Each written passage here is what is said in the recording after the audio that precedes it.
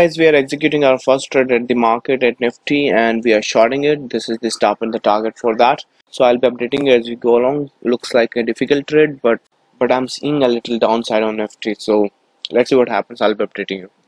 So as you can see, guys, we are moving in our direction.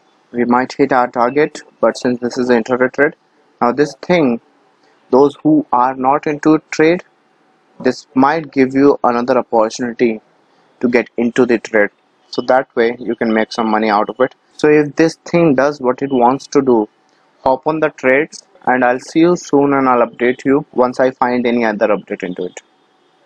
Hey guys, this is the next update in the trade. As you can see, market did exactly what we have predicted, so it actually went up, giving us a second chance. But now listen to this very carefully. This could be a potential reversal. If I get any signal that this thing is reversing from here, we have to exit our short trade. Whatever price we get, maybe around this level, we would be exiting the trade, or in the best case scenario we will be going to our targets. All right, so we would be paying more attention, because the way this complete thing looking like, there could be a potential for this move happening.